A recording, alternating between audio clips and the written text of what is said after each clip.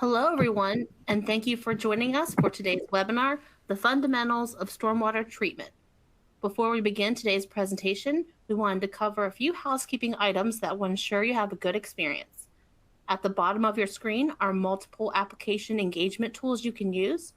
All the engagement tools are resizable and movable, so feel free to move them around to get the most out of your desktop space.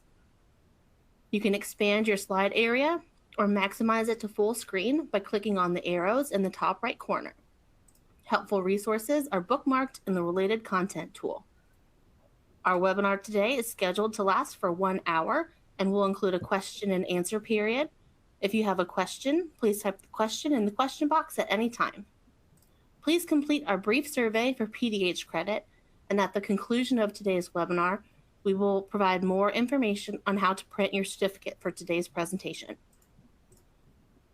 Today's webinar is hosted by Vaco Allen, Chris Allen, Tamara Mammon, and Dan Dotson. Vaco Allen is the Director of Stormwater Regulatory Management for Contech. Chris Allen is a Regulatory Manager for Contech. Tamara Mammon is the Filtration Product Manager, and Dan Dodson is the Stormwater Biofiltration Product Manager. Now I'll turn the presentation over to Vaco to get us started. Great, thanks, Jill. All right, looking forward to the next hour together. Thanks for joining us. Here's a quick look at the agenda. I'm going to start it off talking about common regulatory frameworks and pollutants. Chris will follow with hydrodynamic separator fundamentals, and then Tamara with filtration, and Dan will bring us home with biofiltration. I just want to speak to something that's not on the agenda here. If you're familiar with Contech, you may know that we have a wide range of infiltration, detention, and rainwater harvesting solutions as well. We're not going to talk about those specifically here today. We're really going to focus more on stormwater treatment. But if you have any questions along those lines, you can definitely visit our website or contact your friendly neighborhood Contech rep, and we'll hook you up. So without further ado, let's start this thing. So, as a regulatory director here, I always go back to what are the regulations we're trying to meet here in the first place as stormwater professionals. And of course, that goes back to the Clean Water Act, which of course initially was a point source control act, looking at industrial dischargers and wastewater treatment plant effluent mainly. But in 1987, there was the amendments to the Clean Water Act that brought us the NPDES program. And really that brought stormwater regulation into the Clean Water Act for the first time. In the Clean Water Act, it really requires fundamentally some very basic things. We need to protect and restore the beneficial uses of waters of the U.S. And the way that we do that is by reducing the discharge of pollutants of concern to the maximum extent practicable.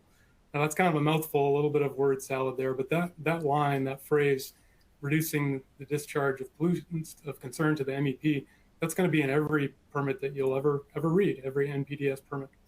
What it really means is that we're trying to make sure that we don't have so much pollution going into our waters that we start to impair beneficial uses like fishing and swimming. And this MEP standard is really intentionally flexible. It's intended to provide designers, engineers, developers the latitude to use the most effective controls that are also technically feasible and not cost prohibitive. When it comes to what that actually means on a project by project level, that really comes down to the local regs. And it's interpreted, that phrase is interpreted very differently around the country. So we'll look at some ways that it gets interpreted. So if we look at the map of regulated MS4s from EPA, the most recent one they have available, we'll see that the regulated municipal separate storm sewer systems really match up with the urban areas in the country. So we have the phase 1 areas that are greater than 100,000 in population, and the phase 2 areas are urban areas, but that are smaller than that threshold. And each of these areas, either phase 2 general permits, usually at the state level, or a region-specific phase 1 permit, those all contain 6 minimum controls. And we're going to focus really on the post-construction runoff controls that are required in municipal permits. So I want to note that while the regulatory requirements are found in permits, there are other important documents. So when you're asking the question, what should I do on my particular project, you really have to look at the local LID manual, low impact development manual, or a BMP manual, or maybe called something different in your jurisdiction. But these are essentially the rules for developers as they're building land development projects, the rules that they need to follow in order to get their stormwater permits. And as I mentioned before, the requirements vary widely throughout the country, even though we're all under the same Clean Water Act. So we'll start in an area of least sophistication or specificity, what I call the Wild Wild West, not necessarily in the West every time, but these are the kind of frontier zones where sometimes it seems like anything goes. There are at least 7 states that have state level statutes that prevent them from going beyond the scope of the Clean Water Act. And there's about 10 more states that have similar rules that say, for example, that the local or the state level regs have to be consistent with the Clean Water Act. And sometimes that's interpreted as meaning that they can't go beyond. So in places like the states that we have listed there, at least at the state level, it's very rare to find any kind of definition of a water quality storm or a particular treatment goal. And often on the project, at the project level, the treatment technologies that are used are integrated into flood control. So for example, using detention basins for both flood control and sediment removal, or putting something like you see in this illustration here, a trash rack on an outlet, and considering that to be adequate treatment. Again, in these situations, you may have vagaries at the state level, but oftentimes there are very specific requirements at the local level where they're interested in protecting specific waterways. Texas is a great example of that, where at the state level, there's a very vague statement there in the phase 2 permit that just talks about permittees having a program of structural and non-structural BMPs that are appropriate for the community and that protect water quality, but there's no further definition than that. However, in the same state, you have areas like the Edwards Aquifer Recharge Zone where they are very serious about protecting that sensitive aquifer and have really stringent requirements around sediment removal and actually an infiltration prohibition for stormwater to protect the aquifer. So it's always important to look locally. Now, if you are in a program or in an area that has a program that regulates anything, most likely it's going to be sediment or TSS. And this is important to control because sediment can literally just smother stream beds or rivers or lakes or any water body, the bottom where all the plants and animals that are trying to live there can just get inundated. It also transports other pollutants. So we're talking about herbicides, pesticides, heavy metals, nutrients. And really when we're talking about sediment removal, we have 2 options. The first being gravitational separation, essentially what a detention pond does, slowing the water down and allowing those coarser, heavier, faster to settle particles to drop out of solution. The other way to remove TSS is through filtration, putting some kind of a barrier in the way of these particles as they move through water. And we'll talk about these technologies a little bit more as we go. So if you're in an area that regulates total suspended solids, chances are you have an 80% TSS removal goal. And you may ask yourself, why? Where did this come from and why 80%? Well, it can be traced back to the coastal zone reauthorization amendments of 1990, where the target was first discussed. And in guidance implementing that amendment, which is copied here, you can see more specific description of the 80% TSS rule, or not really a rule, a recommendation. But since we were operating really under the MEP standard, which nobody could really figure out, this 80% stuck then, and it really continues to be used throughout the US. So the basic idea here was that the technologies that were currently being used, commonly being used, like detention ponds, could achieve about 80% of the removal of total suspended solids. And if you're able to remove that much of the sediment load, you're probably going to have at least a moderate impact on heavy metals, phosphorus, and other important pollutants. So many places still have this TSS removal standard today. So it's important to talk about what it actually means, what it is. And TSS is actually defined by the analytical method that we use to measure it. So how this works in practice is you take a bottle and you sweep it through a stormwater flow or use an automatic sampler, and you get a big bottle of stormwater, and from that bottle you either pour out or you pipette out a fraction of that volume, and you run it through a filter paper. And whatever's on the filter paper, that's your TSS, that's your suspended solids. What happens oftentimes is that there's a lot of material still left in the bottle. This tends to be the sand size fraction, 100 microns and coarser. And that stuff's actually important for stormwater and for receiving waters as well. So In 2000, the USGS actually developed another alternative method called SSC, or suspended solids concentration, that requires you to filter the whole bottle. So there's no option to leave things in it when you're measuring sediment. So SSC is a more comprehensive measurement of stormwater solids, and TSS really is primarily targeting those materials that are truly suspended, that don't settle very quickly. So mainly in the silt and clay fraction.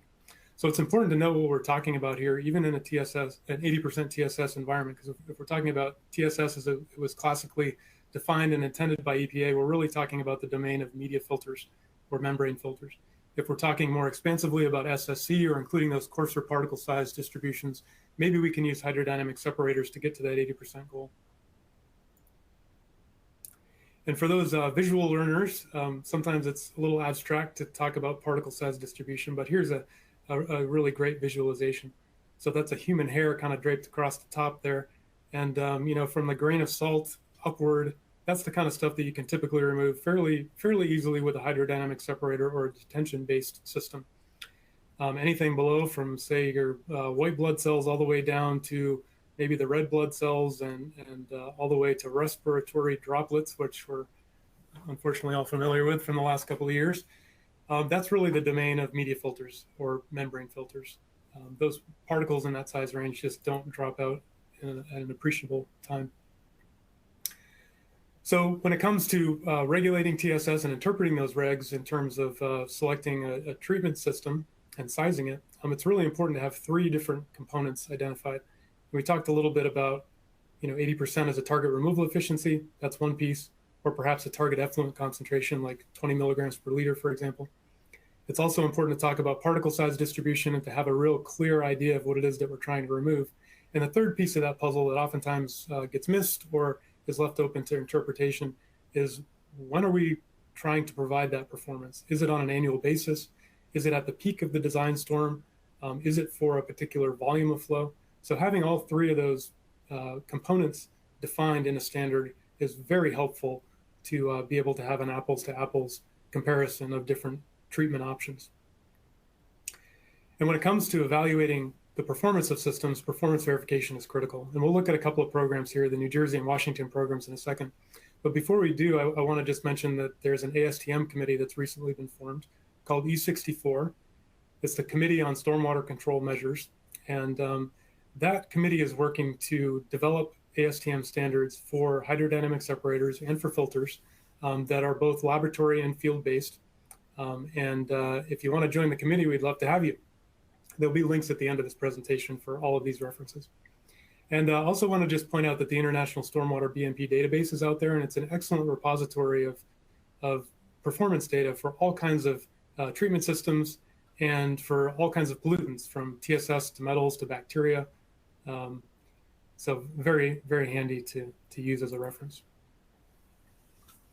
So on to New Jersey now. This is a laboratory-based program, and New Jersey really understood the importance of nailing down a specific particle size distribution. And they created this particle size distribution here that goes all the way from 2 microns, in the very fine range, all the way up to 1,000 microns, kind of a medium to coarse sand, has a median particle diameter of about 75 microns. And they have a HDS and a filter test described. So if you follow the HDS protocol, the target is to get 50% removal, meaning that you're removing particles about 75 microns and coarser. And if you're following the filter protocol, you need to be removing particles about 8 microns, about the size of a red blood cell or coarser. Really impossible to get without filtration. If you are able to go through the testing and successfully meet those performance targets, then NJCAT, the Corporation for Advanced Technology, will review that data and verify it. And then they send the results on to NJDEP, who will certify the data, and you end up hopefully on a list of certified technologies. And that indicates to not just people in New Jersey, but people around the country that reference this program, that the filter or the hydrodynamic separator has met the performance targets that are set by the program. You'll see in red there at the bottom a little note that says NJCAT verified does not equal NJDEP certified. The reason that that's there is that NJCAT will verify other things other than just the NJDEP protocols. So you got to be careful there. So what I just described is really a laboratory testing approach, and that's great. It's very precise, but it's not necessarily very accurate. There's a lot of things that happen in the real world that don't happen in a laboratory, especially if you're using manufactured silica as your surrogate for TSS.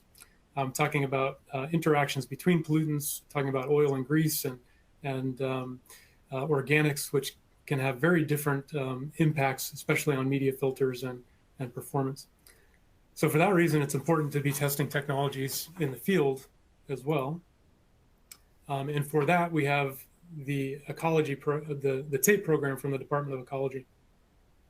This is a field-based program, and we'll see the different performance standards that they have on the next slide. But essentially, you're expected to test a typical system in a typical application and to monitor it for at least 15 storms and collect a boatload of data, hydraulic data, as well as water quality performance data. And assuming that you get to the end of the testing campaign and you meet the performance standards that are listed here, you can get a general use level designation. And what that signifies is that in the field, the technology in question is able to meet the performance goals here. And you can see that there are performance goals for basic treatment, which is essentially TSS, or total suspended solids, dissolved metals for copper and zinc, phosphorus treatment, and oil and pretreatment. Now, in practice, the pretreatment standard is really where the HTS systems find themselves, because it's very hard to get to the basic treatment level goals without media filters. So it's typically media filters that are in that basic treatment zone. So this program is a Washington-based program, but it's really referenced throughout the US as the premier field monitoring verification program. So moving now beyond sediment into nutrients, this is the next most likely thing to be regulated locally on a project level. There's about a dozen states that have phosphorus requirements and a few more that have nitrogen standards. It tends to be that phosphorus is limiting in freshwater ecosystems, so having too much can cause algae blooms or low dissolved oxygen or eutrophication. Usually you can expect somewhere in the 40% or so range of total phosphorus reduction if you're getting 80% TSS removal, although that varies widely. But if you need more, you're going to be, again, in the media filter camp, and you're going to need some kind of active media, for example, the phosphosorb that Contech provides with its storm filter. Nitrogen is even harder to remove. 20 to 30% is a reasonable target for total nitrogen removal if you're in that 80% TSS removal range. And getting much more than that, especially if you're targeting ammonia or nitrate, can be very difficult without oxic and anoxic zones in your system and a longer residence time that allows for microbially mediated removal. Another kind of regulatory construct that is growing rapidly in popularity and application is a low impact development or green infrastructure framework. And typically in a situation or in a permit construct that incorporates these approaches, really it's runoff reduction that is the first priority. A good example is in California, where most permits are written so that if you can infiltrate or harvest water, you must infiltrate or harvest water. Only in those cases where that is technically infeasible are you allowed to use treatment systems which treat the water and then release it. And California is also a good example of kind of in many cases a prescriptive kind of BMP requirement that doesn't really have a clear water quality or quantity requirement, at least when you get to the treatment. It'll say things like, treat the design storm with LID BMPs or use biotreatment, but there isn't necessarily a specific performance target associated with that. So in those situations, it can be kind of hard to select a proper treatment system to meet the LID goals. But one thing that we do know is that anytime that we can infiltrate, we should be doing that. Anytime you can harvest water, we should be doing that. Anytime those things are technically feasible. And if we can't get that done and we're in an LID or green infrastructure kind of application, using landscape-based vegetated systems like the mod-wet system that we'll look at in a minute and the Filtration system are great options. So the last slide here for my part, I just want to mention that there's a group of projects that oftentimes fit outside of the regular land development requirements. So land development projects are, typically if someone's building a could be anything. Large enough house sometimes, but more often commercial developments. So there is a range of municipal retrofit projects that are happening around the country that are usually initiated for specific water quality or quantity improvements. We're looking at a picture here of Manchester Stormwater Park, which drains to Puget Sound. This is a large Filtera bioscape application that treats about 100 acres of upstream area that prior to this installation was just draining directly into Puget Sound. This is a great example of a project that didn't go through the same land development plan check process, and but still was initiated and completed. And really the approach here is to kind of do the most that you can with the given budget and space constraints that you may have on a project. So it's important to know if you're working on a project like this, because oftentimes the specific removal goals or design norms don't really apply. It's more of a kind of make your best effort situation. So at this point, I'm going to wrap up my section. I'm going to turn it over to Chris to talk about hydrodynamic separator fundamentals. Thank you. Great, thanks, Faco. As mentioned, I'm going to be discussing our first category of treatment, the hydrodynamic separators, or HDS for short. All right. So the fundamentals of hydrodynamic separation, they can be broken out into about 3 categories: soil concentration, use of flow controls, and gravity separation, which is also called sedimentation. Each of these components play an important part in the efficacy of a hydrodynamic separator. I'm going to sort of go into those details here in the next few slides. So hydrodynamic separators generally are manhole or vault-based treatment units, and they use proprietary internal controls to promote gravity separation and prevent resuspension of previously separated solids. Shown on the right of this slide is an example of such a unit with all of its internal components labeled. I'm not going to go into detail on what each of these components do. I just want to have a nice illustration for that. Speaking of illustrations, I kind of feel like these graphics are a better visualization of what these internals do. So let's kind of take a deeper dive. Now in the top image, you can see how swirl concentration is promoted by the angled flow splitter. And this isn't what it looks like in every type of HDS, but generally there's an internal component that takes the influent flow and organizes it into at least one concentric swirl. And this is really important because that swirl concentration extends the flow path for the influent solids and provides more time for sedimentation. It's this extension of the flow path that's the main mechanism for enhanced removals in these types of practices. So, additionally, HDS wouldn't provide the benefits of sediment capture if the peak event flow rates scoured and resuspended the previously captured material.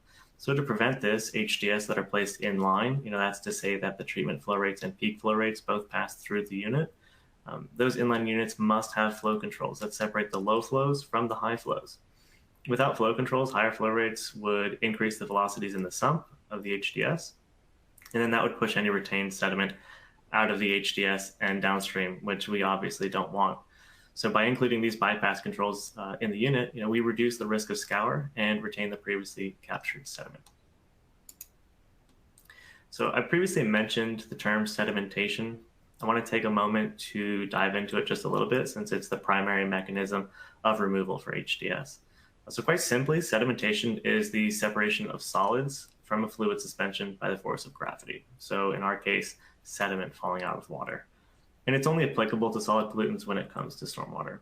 But this phenomenon is broadly characterized by Stokes' law, from which the particle settling velocity equation that I've got here on the screen is derived. You don't need to memorize this equation, don't worry, but the relationship that I've highlighted here is really important. The diameter of the solid exponentially impacts the particle settling velocity. So practically speaking, this means that particles with larger diameters have higher settling velocities, and therefore they settle in a shorter amount of time compared to particles of smaller diameters. And this is really important when we discuss how effective an HDS unit is at removal, because without knowing the size of particles that we need to remove, the effectiveness can't be, I'd say, clearly determined. So, for example, if we compare these two laboratory particle size gradations, Baco's already given a nice primer on this, but the dashed orange one is the New Jersey DEP gradation, and the solid blue one is OK 110. Both these are laboratory gradations. You'll notice the New Jersey gradation has a far more count of finer particles, those that are in the silt range rather than the sand range. And the blue OK110 is firmly in the sand range. So kind of take a second here and ask you to use your imagination. Let's pretend that you have these two bottles here in your hands. The one on the left with the coarse OK110 gradation in it, and the one on the right with the finer New Jersey gradation in it. And you shake them both up real good.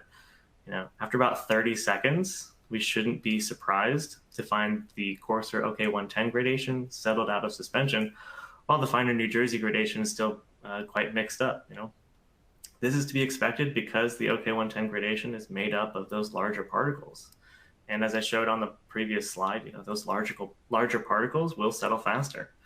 So I kind of hope that helps illustrate just how important particle size is when we're discussing performance for settling practices. If all we needed to target in our stormwater runoff was sand and gravel, well, we probably wouldn't be having this webinar today. So, the use of sediment or sedimentation for treatment is a really common practice, right? We find it commonly in non-proprietary BMPs like detention ponds, retention ponds, and areas with space limitations. For example, the ultra-urban environments. These practices are often either impractical or even impossible to use, just because the space that they require to perform treatment is significantly large. And that's where the benefit of efficient and compact treatment devices like HDS can come into play. In areas that allow hydrodynamic separators to meet primary treatment goals, moving that large above ground pond into a much smaller underground manhole not only provides a substantial savings of space, but it allows that space to be used for other applications like parking spaces. In areas where HDS are generally going to be used as pre-treatment, a separator may not be able to fully replace the pond, but it could provide pre-treatment in the same manner as a forebay would. So using HDS as pre-treatment would provide multiple benefits as well.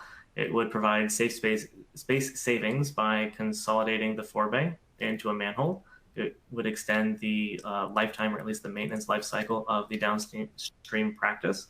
And it would provide an easy to access location for maintenance as well. Speaking of maintenance, hydrodynamic separators are maintained by the use of a vector truck to remove the captured pollutants. And while ponds may not need maintenance annually, as we recommend for HDS, dredging those ponds to remove the accumulated pollutants is a far more costly and laborious task. And it's important to mention too that all stormwater practices need maintenance. So those maintenance cycles may differ, but all need maintenance, just because if they just sit there and accumulate all of our pollutants forever and ever, well, eventually they lose the ability to do their jobs. All right. So as you may have guessed by now, suspended solids are the primary pollutant that we target with HDS. However, internal components like baffle walls and screens can also be included in HDS to capture floatable debris and free hydrocarbons as well. And this is helpful when you may have additional treatment goals that encompass these other two pollutants, and you want to make sure you can target all of these pollutants or these parameters in one device. And so now that we know how hydrodynamic separators work, what information do you need to know in order to select the right one for the job? Most basically, you really need to know your treatment requirements. That'd be your treatment flow rate, your target particle size distribution, and the target removal efficiency. You should also know if you have any trash or hydrocarbon retention requirements, and then you'd want to determine if you are intending to place the HDS in an offline configuration with external peak flow bypass, or could you reduce your structure count and pass the peak flow internally. So here I've got an offline configuration, and here we would have some internal bypass capacity.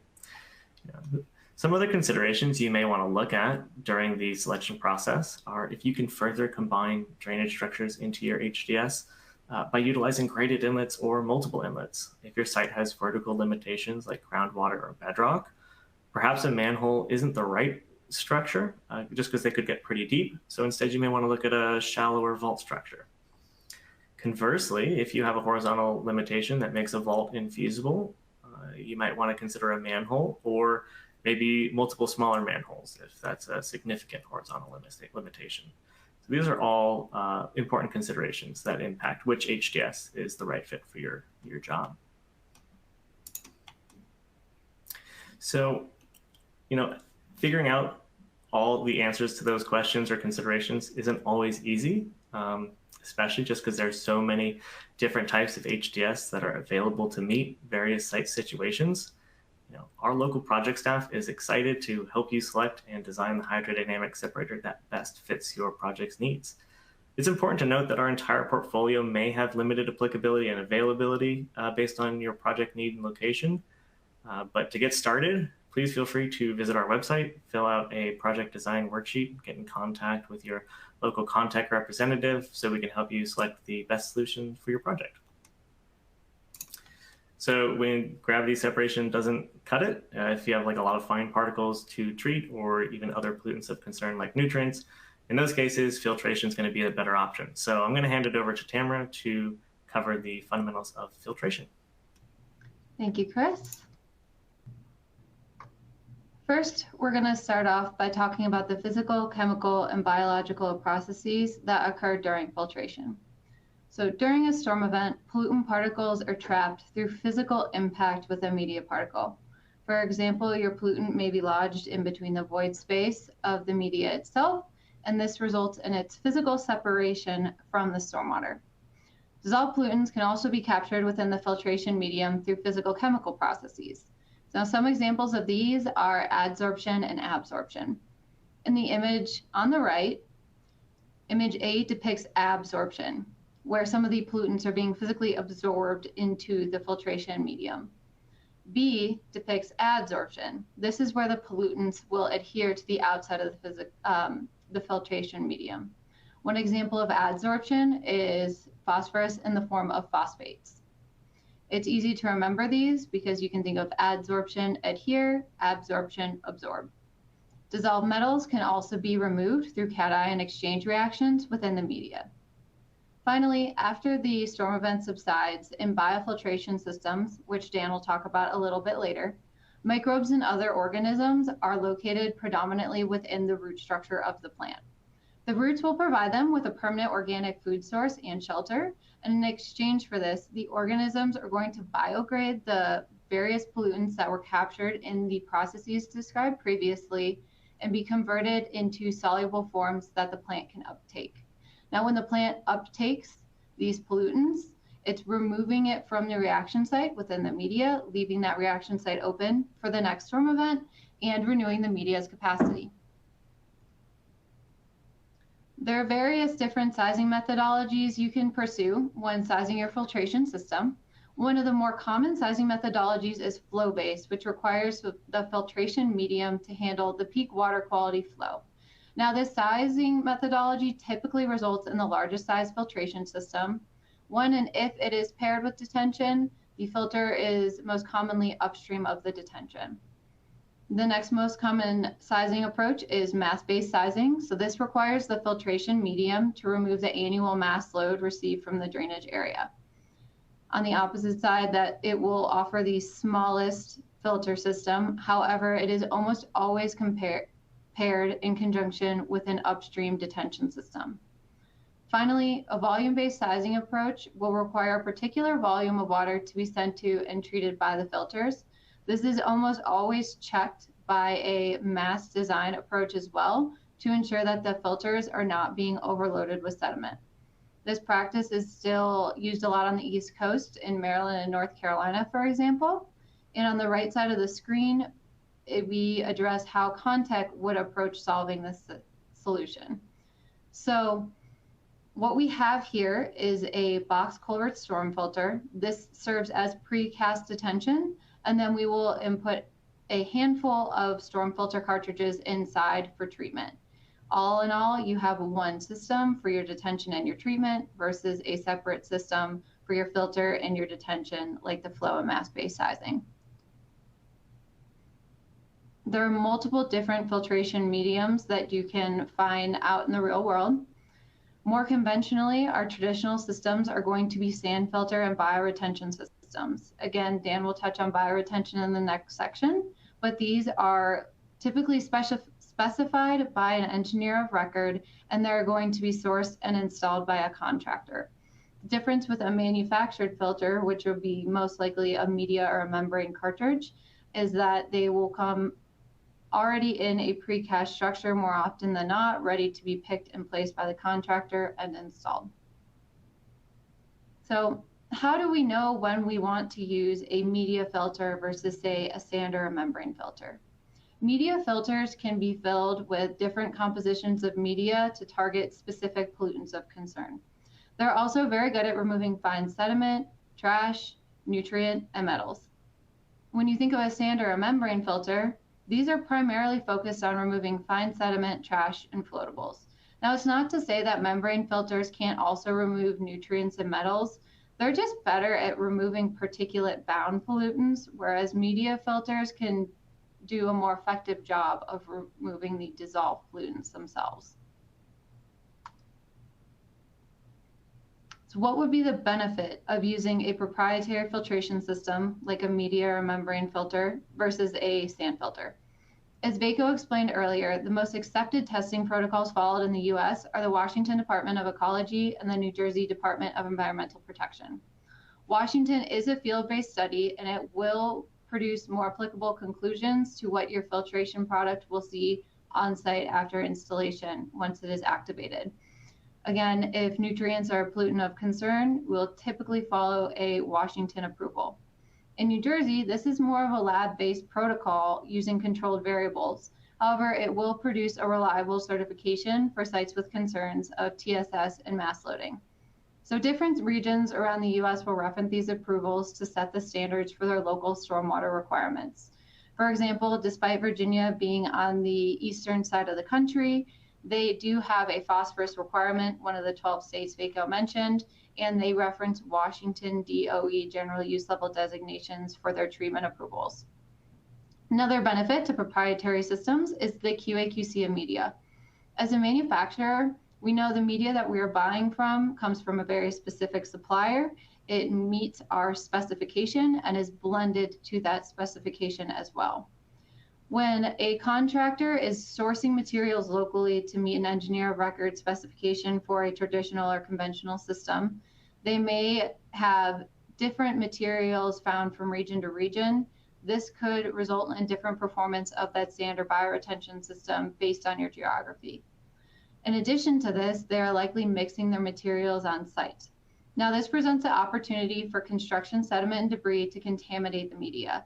And it also increases the likelihood of exposing the media to construction runoff prematurely. In cases where this happens, it can result in media occlusion and the premature need for maintenance before the site is stabilized and handed over to the owner. As seen in the picture on the slide, proprietary manufactured systems can offer an integrated internal bypass versus having a separate structure up or downstream of your BMP. And we also have a compact underground footprint. So when you think of a sand filter or a bioretention system, they're at grade and they're receiving a top-down filtration. When you look at a cartridge-based manufactured system, like our storm filter or Jellyfish, you have high surface area cartridges that are accepting a radial flow. Now, this radial flow reduces the system footprint itself, and it also allows us to put the system underground. With a compact underground system, the owner now has a ton of usable land at grade that would have once been a sand filter or a bioretention system that they can use for their profitability. Contech also offers design support in the initial phases with the engineer of record, all the way through into installation support with the contractor or even activation for certain products that require it on site. And then Dan will touch about some of the maintenance and cost savings of these systems a little bit later at the end of the presentation. So what does Contech need to know at a minimum to help provide you, the customer, with a system recommendation? We'd like to know your pollutants of concern. This will help us determine which media will best target those pollutants. We also need to know your project location to ensure that that media is allowed in the location and has an approval.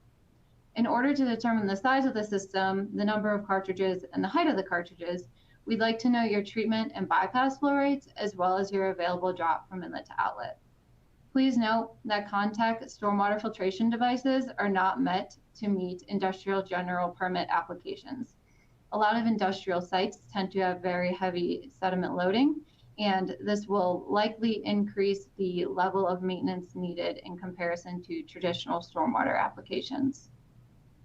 So what happens if the recommendation one of our stormwater consultants or sales engineers gives you no longer fits your site? You have a constraint change, or you get a plan check comment back and need to change something.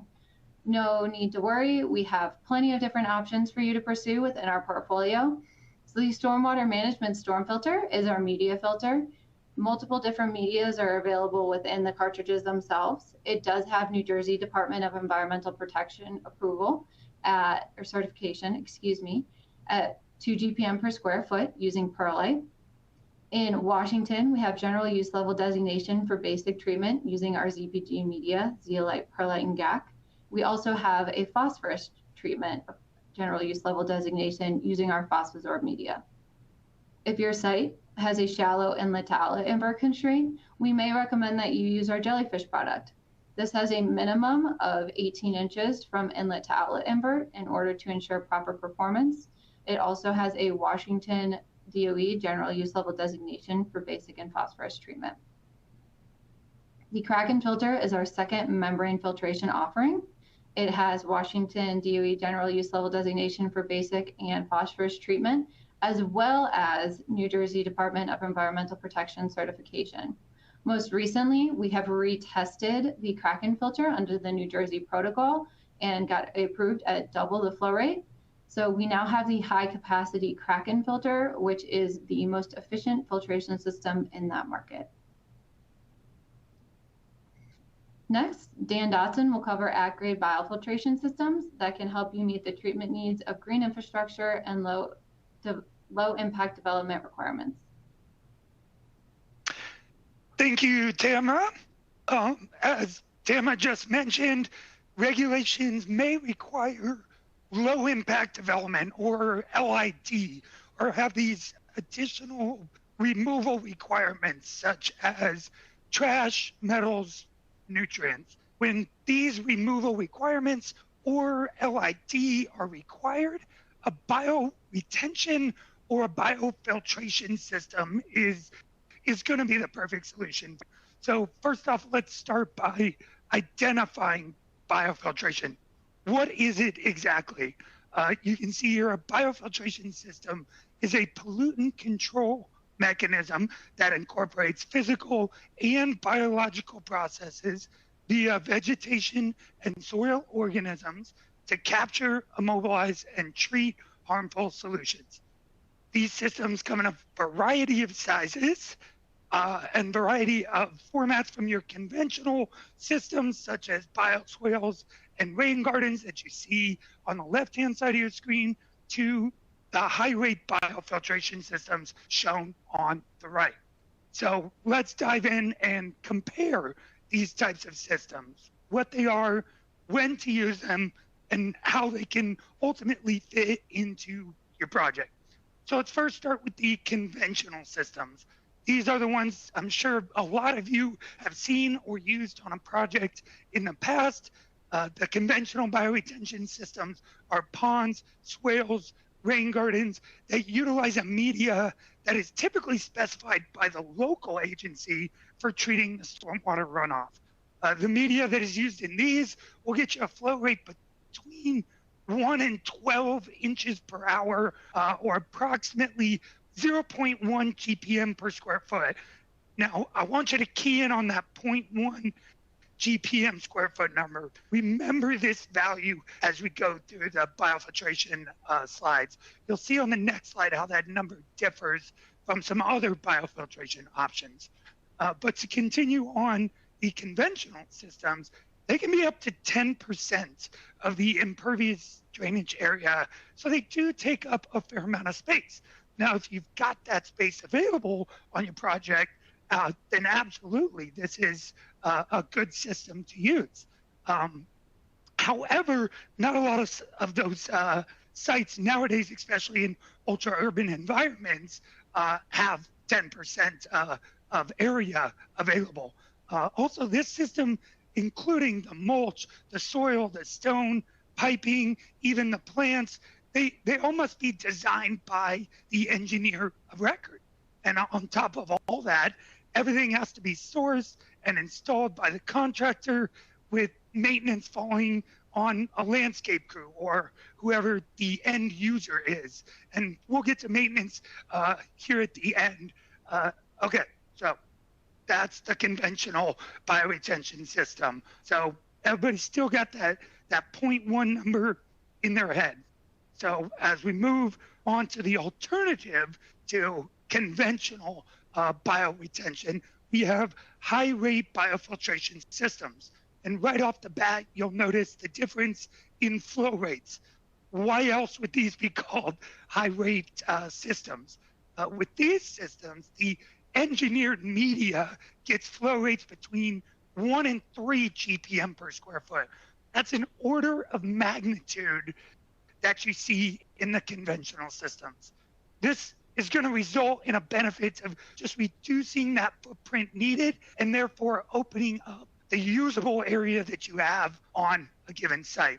And now there's more advantages in using these high rate biofiltration systems outside of just the increased flow rates. The first of which is the testing that these go through. Just as Tamara keyed on for the biofiltration or for the filtration systems, the same goes for high rate biofiltration systems. They go through both laboratory and field testing through NJTEP and Washington DOE, and are identified through the international BMP database that Veiko mentioned earlier. So this gives us specific data that can be referenced as to how they perform. So you couple that high flow rate with the verified testing, you add in that each system is a fully packaged design, meaning that it comes, all the internals, media, everything comes within a prepackaged vault. So the contractor just has to set it and forget it, basically, you know, with the easy maintenance, installation, the quality control, and you've got yourself a full-fledged biofiltration system. So the next question you ask yourself is, when can I use these high-rate biofiltration systems? Of course, you can use them in replacement of the conventional bioretention systems, utilizing the smaller footprint, but there's other applications that you might not be aware of. So I just want to highlight a couple for you here. The first is the decentralized system. We have smaller systems that are scattered throughout the job site. The decentralized systems are ideal for retrofits and roadways because the shallower configurations and the ability to install within existing infrastructure is a huge benefit for those urban retrofit projects or public infrastructure use. We've already got existing structures throughout that you're just looking to upgrade. Another use for the high rate biofiltration systems is to put them downstream of detention.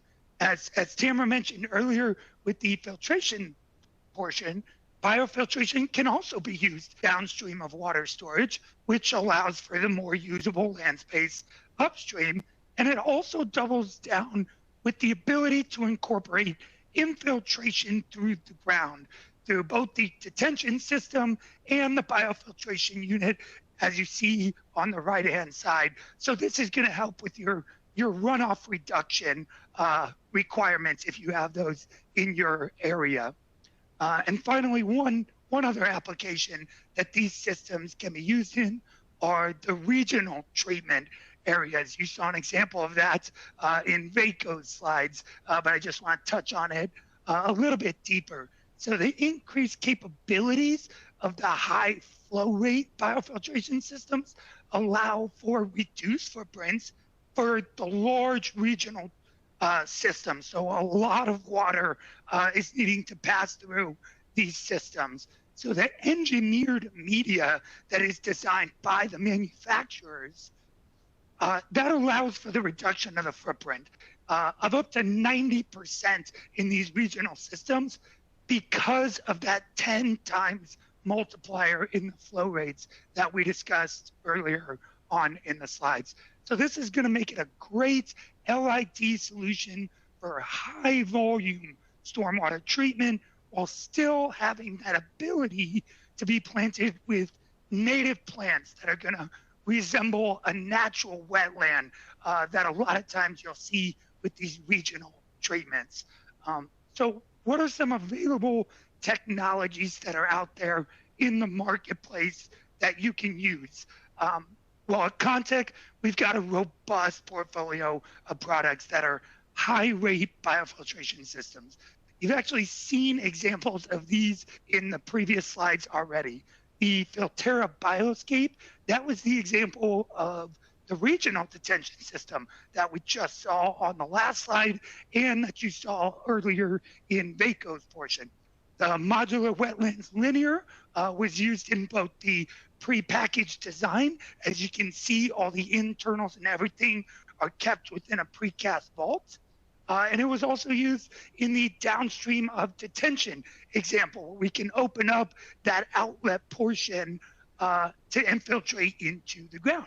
And of course, our Filtera vault was used in the decentralized treatment example, keeping things shallow.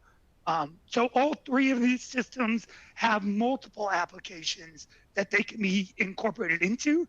And the easiest way for you to determine which system to use is to visit the link that's at the bottom of your screen right now. It will take you directly to our project design tool where you can fill out some simple project info and it'll connect you with your local Contech team member. These project design worksheets were also in the engagement tool that Jill referenced earlier under the helpful resources tab. And there's design worksheets there for all of our systems, whether you're dealing with hydrodynamic separators, filters, biofiltration. So now there's one area that we've mentioned before, but we kind of want to wrap it up with this. We've yet to really focus on for the different systems, and that, of course, is the maintenance aspect. So as each of us today have touched on throughout the presentation, whether you're dealing with separation, filtration, or biofiltration, the conventional systems have a larger footprint, particularly in the filtration and biofiltration systems. So those larger footprints are going to lead to increased maintenance time, labor, and material that are needed, which is just going to diminish that overall lifetime cost of the system. And on top of the increased size and the cost, each system has widely varying maintenance intervals, as well as the fact that maintenance providers and materials all are going to fall on the end user. So on the flip side, the manufactured treatment devices, such as the hydrodynamic separators that Chris talked about, the filtration devices that Tamara covered, and the high-rate biofiltration systems that I just touched on, they all have a more compact footprint and have reduced labor and material costs for the maintenance. They also have a specified maintenance procedure with certified maintenance providers and only require a single point of contact for replacement materials. So it's going to keep your overall life cycle cost down, which is going to be a huge selling point when you're talking to a developer and an owner. So thank you all. We're wrapping things up now. Thank you for taking the time to listen to the fundamentals of stormwater treatment. We've got a couple resources listed here, starting with the Contech website with all of our products, as well as some of the websites that we've covered throughout this presentation. So with that, we will open things up to questions. And Jill, I will turn things back over to you. Thank you, Dan. If you have a question, type it in the question box and I will ask them at this time. Our first question is, why does everyone seem to refer back to the NJDEP standards? Are any other states looking at testing for pre-treatment of runoff, or is New Jersey at the forefront and their testing requirements more of a universal standard, so it doesn't really matter what watershed you are in? That's a great question. I would say the simple answer is that it's a complicated, expensive, and sometimes contentious program to run. There are, 30 hydrodynamic separators out there, something like that. And New Jersey has taken it on themselves between them and NJCAT to go through and to review, to actually have the testing protocols in the first place and to review all the test data and all that. That's a complicated process, and there's a little bit of liability there. So I think most other places have just said, we'll just let New Jersey handle that, at least for hydrodynamic separators. And we're not going to spend our time and energy trying to essentially reinvent the wheel. There is a deeper question there about how do you use New Jersey data when you're not in New Jersey? And the answer there is really comes down to design storms. New Jersey has a specific design storm that is appropriate for their local climate. But if you're in, close to where I live out in Oregon, or if you're in Florida or Texas or somewhere else, you're probably going to need to change that design storm to reflect your local conditions, but you can still use the New Jersey results. There are a few other programs out there that are under development, but New Jersey is really the standard for hydrodynamic separators and pretreatment. Thank you, Vaco. Our next question is, how long is the Filtera media expected to effectively filter out pollutants?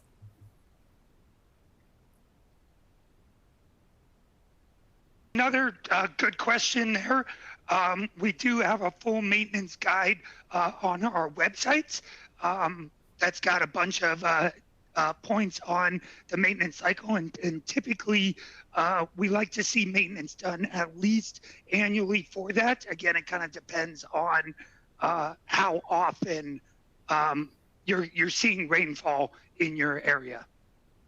Just to be clear about that, what we're talking about maintenance is really the mulch layer. So if you remove and replace the mulch, so we're not talking about just adding a little extra, but actually removing the mulch that's there and then replacing it with fresh mulch. If you do that, depending on where you are, every year or sometimes every 6 months in a very rainy or dirty place, then the media should last indefinitely. We've actually have a paper coming out at or a presentation at the EWRI conference next week, plug for that.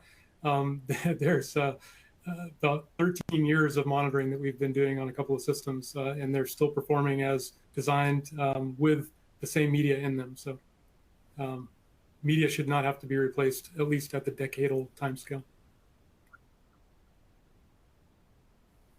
Thank you, Vico. Dan, the next question is, can these different filtration units carry a traffic load? Yes, they can. Most of our, or all of our biofiltration units, I believe outside, especially for our prepackaged ones, they are designed for full traffic rating. Yes. Thank you, Dan. For HDS units, what is the maximum flow rate I can treat? That's a loaded question. That's going to be dependent on a couple of inputs there. A lot of times, we're going to often design HDS around our first flush treatment flow rate, and that's going to be specified in your local regulatory manuals and rules. And we're going to be designing those based on those first flush treatment flow rates. As far as you want to consider a full maximum treatment flow rate, it's dependent on your product and model size as well. If you want like a really easy, quick reference, New Jersey DEP certification does list maximum treatment flow rates for each of the approved model sizes, and that's for every device. So if you're in an area that uses New Jersey DEP for reference, I'd say make that your quick first stop. Otherwise, get in touch with us and we can talk more specifics about your specific site and question at hand. Just a quick note there. We down in California, there's a CDS system that treats 175 CFS in one device. That's kind of the upper limit, at least that I'm aware of. But there's a lot of things we can do that we routinely do if we're seeing high flows. You can split the flow and have two systems in parallel. Lots of different configurations, and of course, you can break up the watershed sometimes too. So. Don't be afraid if it's a triple-digit CFS number. Give us a call and we'll hook you up. Well, thank you, Vaco, Chris, Dan, and Tamara. And thank you, everyone, for participating in today's webinar. We had a lot of really great questions. And if your question wasn't answered, a Contech representative will reach out to you with a response. A survey will appear once we conclude the webinar. Please complete the brief survey to receive your PDH credit. A follow-up email will be sent by the end of the day that will include a link with instructions on how to download your PDH certificate. Don't forget to register for our next webinar coming up June 22nd on irrigation and water conservation solutions. That concludes today's webinar. Thank you again for joining us and have a great day.